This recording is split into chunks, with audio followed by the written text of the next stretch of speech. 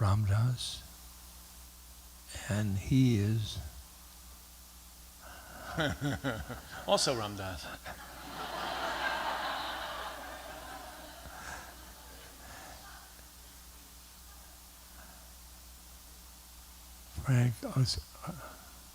Franco.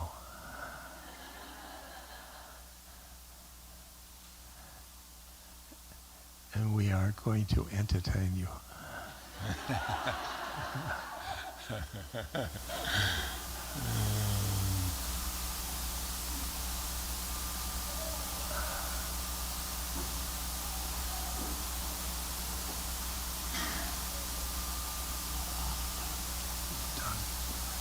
Get that this side.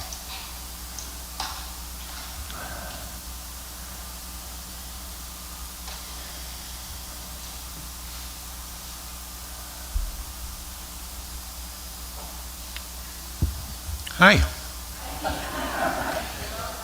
Aloha. Very nice to be with you. It's fun to be with all of you and to be with my old friend, us, to have a chance to have a bit of a dialogue together. So, Ramdas and I have known each other for a good many years now, and we also teach together on the faculty of an organization called the Metta Institute in California, which teaches healthcare professionals how to provide mindful and compassionate care of the dying. So we do that work together as well as being here. And we thought today we would try and explore together, have an adventure together around three areas. And the first of those is love and loving kindness. His favorite. That's his favorite. And then we thought we'd look and see, well, what place does love have in being with dying? Yeah. And then if there was time, we thought we might also look and see what's the place of compassionate action in our lives. So this is generally where we'd like to go today. And I thought I'd begin by saying a few words about each of those, and then we'll have a bit of a dialogue.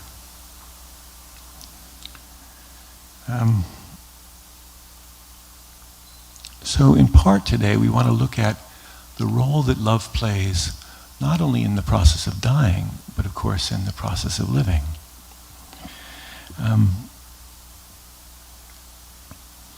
When Ramdas and I created the Metta Institute, we were thinking about what's the one quality that's most needed by the person who's dying, and also by his or her caregivers. And the one quality, of course, is love. And so we named the organization Metta. Metta is the old Pali word that generally is translated as loving kindness.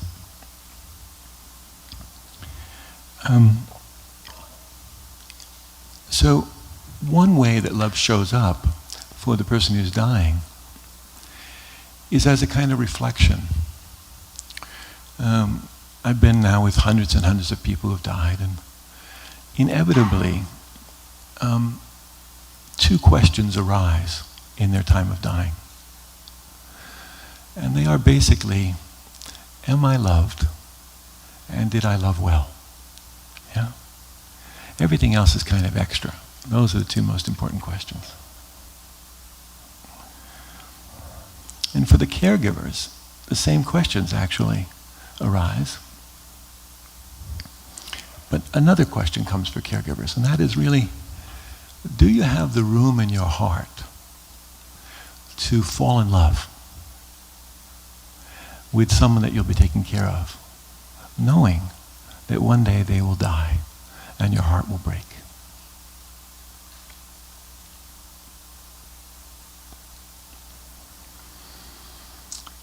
Another aspect of love that we want to try and explore today is how it creates a kind of holding environment that creates a sense of trust that enables us to meet the impossible. And when this trust is in place, how we can come to rest, really rest, body at rest, heart at rest, mind at rest, consciousness at rest. And another aspect of this love which plays out in the time of dying is its quality of receptivity. That love doesn't exclude anything. So everything is welcome. All of the beauty and all of the horror. Yeah? All of the ease and all of the difficulty. All of it is embraced in love. And finally, another piece of love that we want to explore, it's the way that love calls us home in the time of dying. Now, love calls us home. Yeah? And then when we talk about being with dying, the second aspect of our day today, I want to sort of put a stake in the ground at the beginning here and say that I think we share this view that dying is a sacred act. It is a time and a place of growth and transformation. It's much more than a medical event, and we have to stop treating it as if that's all it was. Now, the sacred is not always about seeing new things. It's not always about ecstatic visions. The sacred is about seeing things in a new way. Like, I started a program called the Zen Hospice 25 years ago. And one of the places where we took care of folks was a long-term care facility, the largest long-term care facility in the country, actually, 1,100 beds. And it was an old-style hospital where there was bed after bed after bed, 40 beds in one room. There's nothing like it this side of Calcutta, you know. And I was walking down this gauntlet of beds one day, and there was this older African-American man. And he just caught my attention, and it was clear that he was breathing with a lot of difficulty. And so I went over and I sat down beside him. And he was sweating and breathing really hard, you know. And so I tend to be very honest with the people I work with. So I said, you look like you're working really hard, you know. And he said, yeah, just got to get there. And he pointed like that. And I said, oh. I said, if I promise to keep up, can I come? And he said, yeah. And he grabbed my hand. Yeah? And I said to him, I didn't bring my glasses today. I can't see there into the distance. Can you tell me what you see in the distance? And he described a sloping hillside to a kind of plateau. I said, you want to go? Yeah. So we walked up this hill. And it was hard work. He was huffing and puffing, yeah? Sweating. And when it was clear that we'd gotten to the top of the hillside, I said, can you see further there into the distance? I can't see. And he said, yeah, and he described for me a little one-room red schoolhouse. This was a man who'd been raised in Mississippi. I said, you want to go? Yeah. Now, I could have said to him at this point, you're disoriented times 3. This is the result of the brain metastasis and the morphine that you have on board. And you're at Laguna Honda Hospital, and let me orient you to time and space. But actually, none of that was true. What was true is we were going to a little red schoolhouse. I said, there's the steps. There's the door. You want to go in? Yeah. I said, can I go? I always ask permission. He said, no. I said, okay, then you go. And a few minutes later, he died very peacefully. Yeah? Yeah. To see the sacred is not about seeing new things. It's about seeing things in a new way. Yeah? The sacred's not separate or different than everything else. It's part of everything else. It's hidden in the ordinariness of our lives. And the time of dying is a time of stripping away. It's a time of uncovering, to reveal, actually, a truth that was always there, that we couldn't see. Yeah? So, love helps us to do that. You know, even if we're not the one that's dying, we may think it's a long way in our future, you know. Still, there's a great value in reflecting on our death. Because when we come into contact with actually how precarious this life actually is, I mean, it's completely precarious, right? We don't know what's going to happen. Well, when we touch that, really let ourselves touch that, we also touch just how precious it is. And then we don't want to waste a moment of our life. Then we want to jump into our life with both feet. We want to live it fully. When there's people we love, we tell them we love them.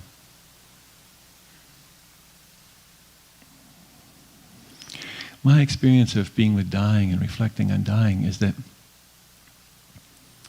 it's strangely life-affirming. And one of the ways that it's life-affirming is that it cultivates a certain generosity in us. It cultivates, it helps us to become kinder to one another, knowing this is our common ground.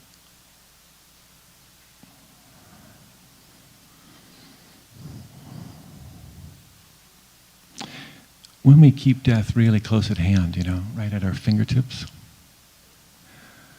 and we know how precarious things are, we don't hold on so tightly. We don't take ourselves so seriously. And we don't cling so ferociously to our beliefs. So it engenders in us a certain letting go, a releasing, a willingness to give over. Yeah? And if you're a caregiver of someone that's dying, and all of us will be at some point, we don't know when it's going to happen, you know. Maybe you do it as part of your professional role, or maybe you're a volunteer, or maybe you do it when you see your parents stumble over their words or over a curb. But there'll be a time when all of us are called to come and do this, and it's challenging work.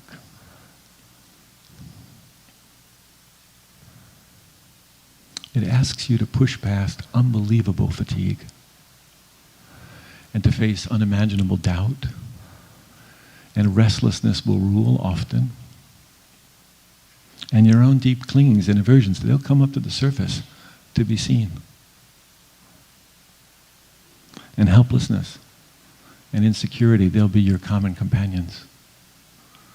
And mostly you'll be asked to face your own fragility, your own dying. And it'll break your heart wide open, you know. But maybe it's here in this broken open heart that we see what really serves.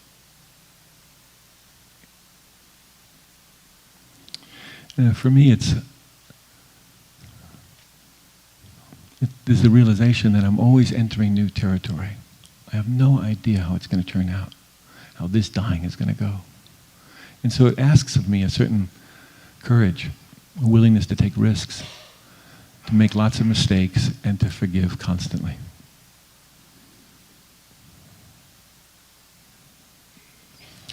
The third thing we wanted to look at today, if there's time, is compassionate action. For me, I started the Zen Hospice Project, which began with working with people on the streets of San Francisco.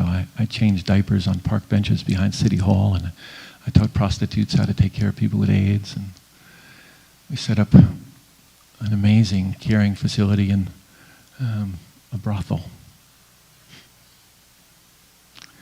So the people I worked with, they didn't trust easily, and so I had to be really sincere. I couldn't fool them. And so for me, caring for the dying, it's a fusion of spiritual insight and practical social action. Yeah. And compassion obviously plays a huge role in this. This is a word that's kind of overused. We've turned it into a Hallmark card, compassion. Yeah. But what it really is that intelligent, natural response of our being to the presence of suffering. So it's intricately woven with suffering. No contact with suffering, not very much compassion.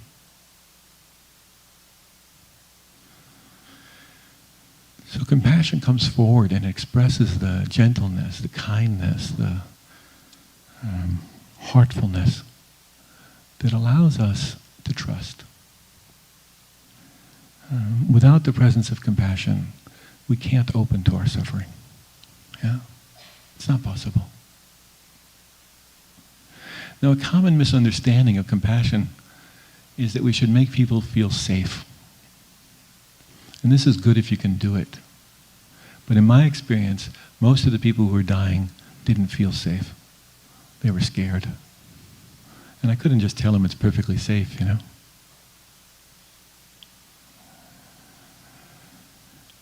To them it felt dangerous. But what I found was that when I was really abiding in compassion, when I was really resting in it, then they could sense that. And they were willing to go forward, go toward something that seemed absolutely dangerous for them. But they went toward it because they knew they were accompanied by compassion.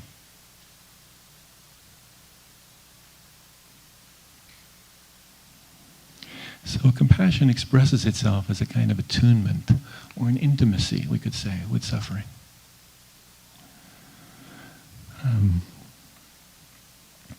And compassion, we normally think of compassion as relieving suffering or getting rid of suffering, yeah? But actually, for me, what it's really about is it gives us the capacity to stay with suffering, to stay with what we would otherwise like to run away from, yeah? The things that frighten us, that scare us. And so compassion allows us to stay with this experience. And by staying with it, what happens is all the defenses that we have against the suffering, to keep the suffering at arm's length, those defenses fall down.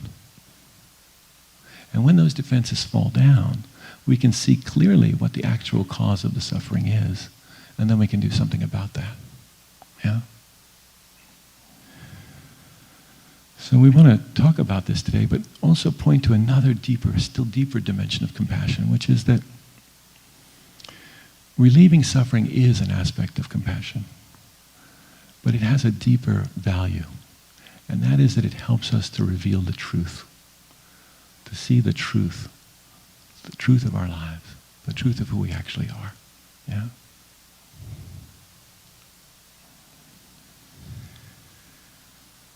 So, these are the three things we thought we'd play with today and see what we could understand together and explore with you. We'll have some dialogue, and then we'll invite you into that dialogue. We'll take some time for some meditation practice.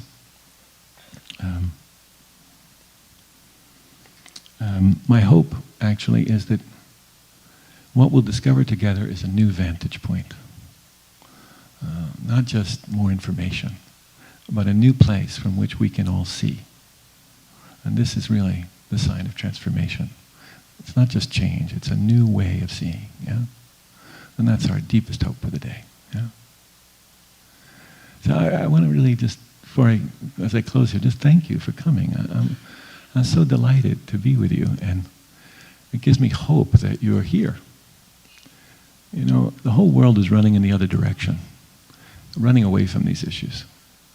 And for one reason or another, you came here today, on this beautiful day, to turn toward that which everybody else is trying to run away from. And I want to express my admiration to you for doing that, and express my gratitude for your doing that.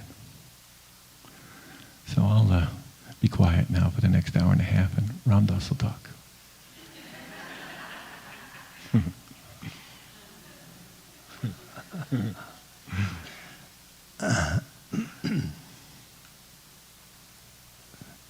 This is the ego.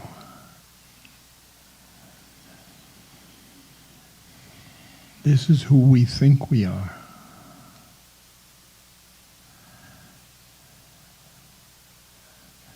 This, in the heart, is a spiritual heart.